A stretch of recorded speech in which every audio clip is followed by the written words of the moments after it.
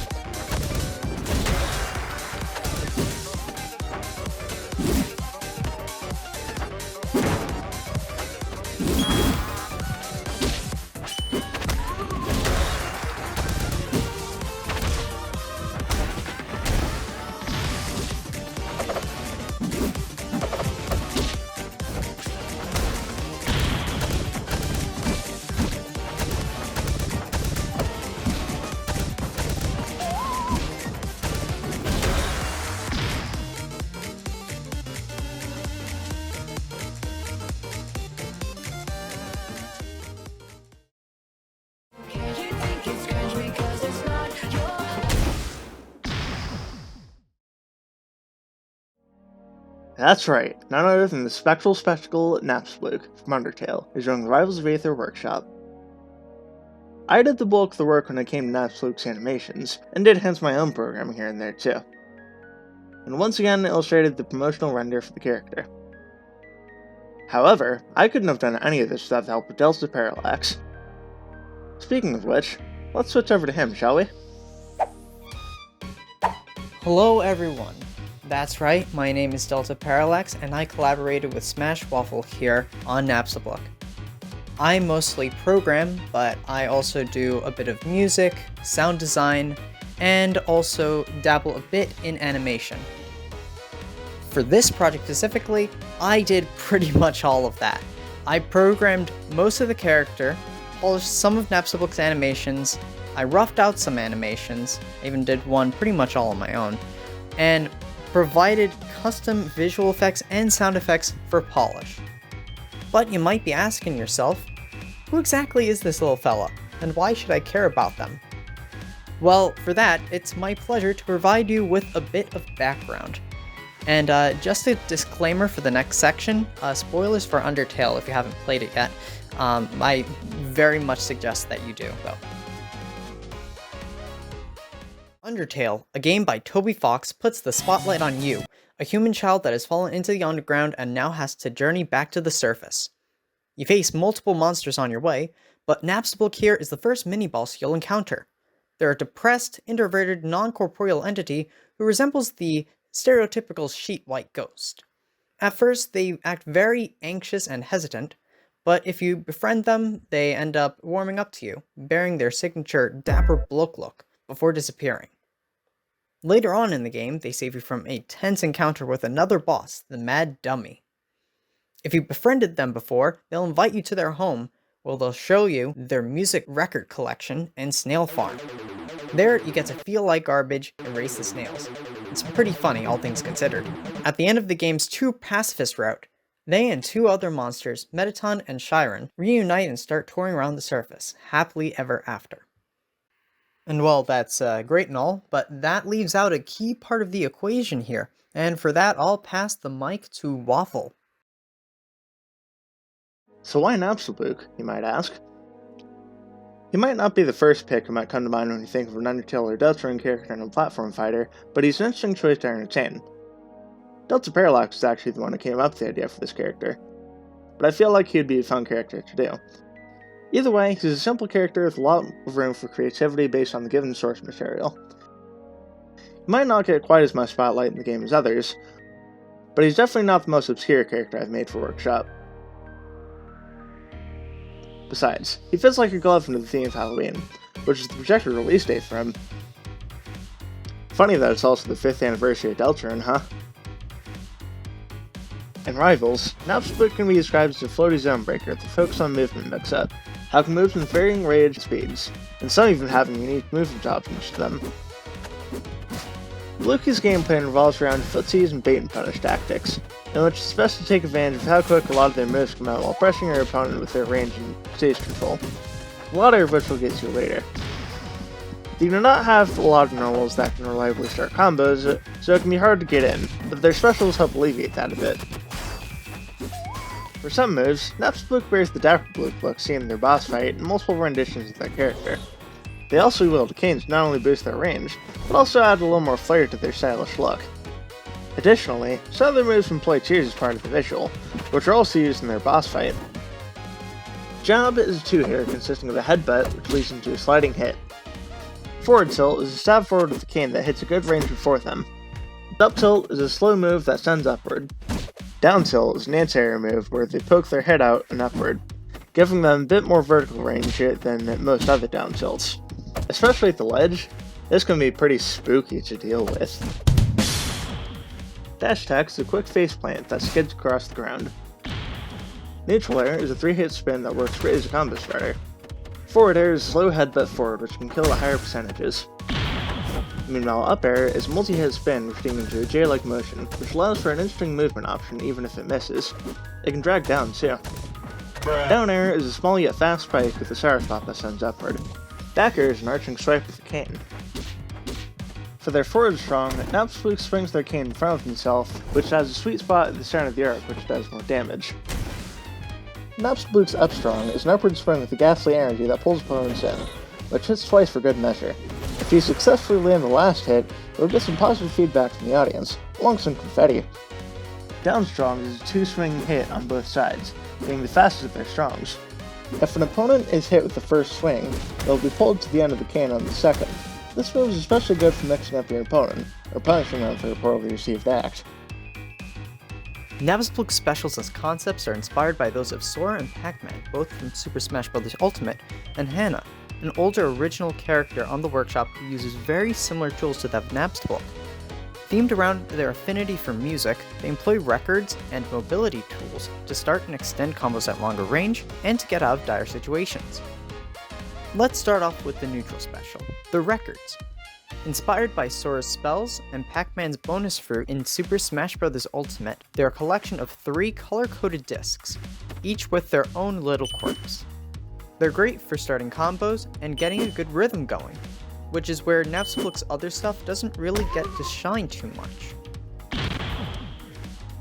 Spook Tune's disc travels in a straight line forward. On hit, it will pop the opponent upward.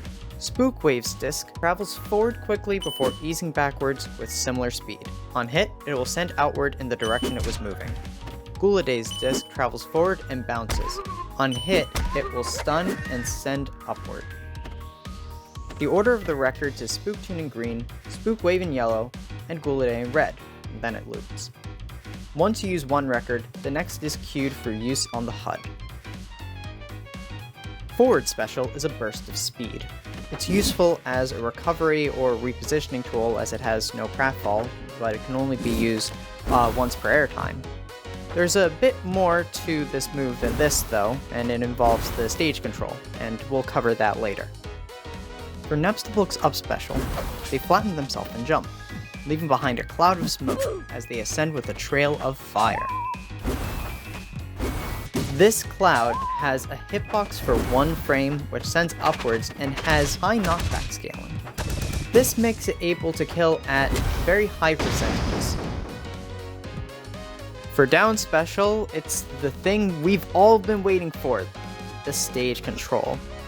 We have the turntable. This move is similar to neutral special in that it uses a record and it queues the next one for use on the HUD. But the record that you use now is playing in this turntable created in a puff of smoke. This apparatus also floats in the air, if you're using it in the air. If you already have one out, this move just sends the turntable that you have to your current position, and it plays the record that you had on the HUD. Be careful, as opponents can use literally any hitbox to destroy. No. This stage control has some interesting interactions with the other specials, so allow me to explain. If a record from neutral special hits the turntable, it will create an explosion hitbox with the original record's properties. Afterwards, the record will start to play in the turntable. For F special, if the turntable is out, you're able to press the special button during the move to perform a follow-up dash, which has a hitbox, and this can also be reversed to go in the opposite direction. And it's important to keep in mind that all three of these follow-up dashes have pretty considerable amounts of kill power. Spooktoon has the least, though it has the most combo potential, while Guladay has the most. For up special, if you have a record player out, Napstablook will jump out of it instead, destroying it. You can cancel this behavior by pressing the parry button before up special comes out. So now let's just take a moment and talk about some extra things Napstablook has that I'd like to mention. First off, Upstrong has an extremely good Dacus, especially coming out of initial dash. Use it to threaten space, or to just slide across the place, I don't really care.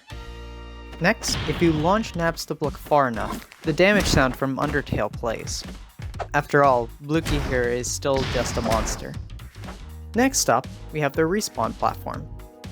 They are the pedals that they lie on in-game when you first encounter them. Next we have the victory theme.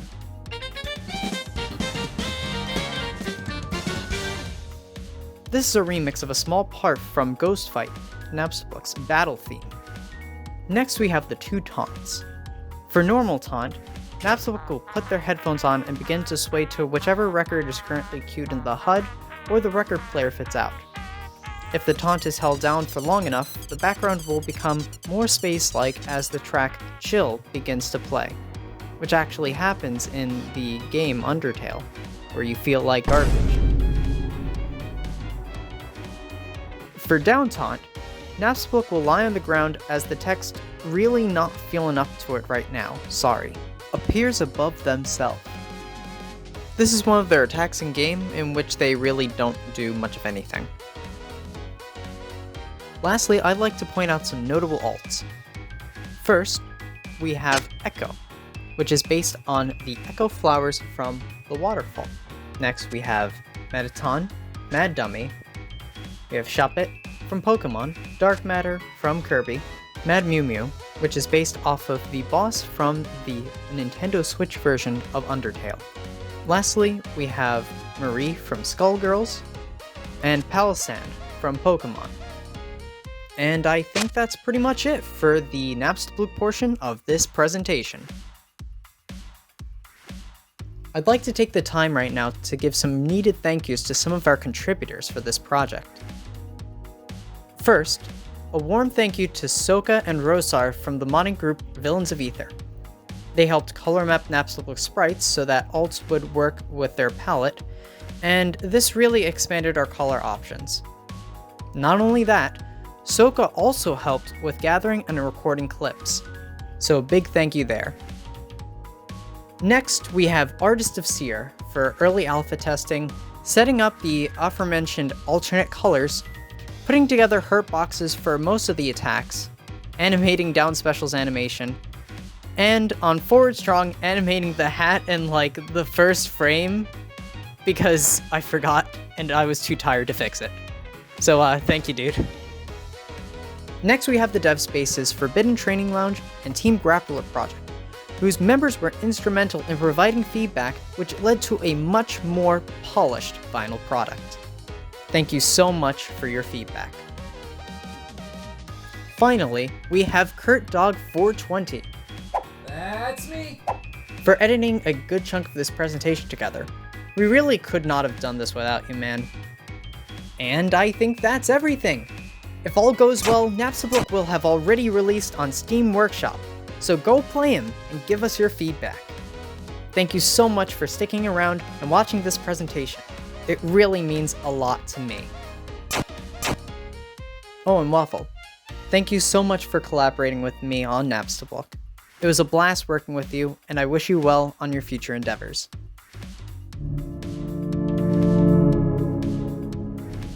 Thank you, Delta, and thank you to everyone else who contributed as well. It was a lot of fun collaborating with Delta in particular, as I got to learn some interesting new tricks when it came to visual effects. I have him to thank for doing the heavy lifting here and there too, especially with coding and visual polish. All in all, it's been quite a ride, and I hope you all enjoy playing Napstablook and Rivals of Aether. I can't promise what's next for me will come anytime too soon, but just know that I'm not going anywhere just yet. With the next year being my 5th year in Workshop, I'm definitely going to have at least something in store for y'all. Until next time, thanks for watching.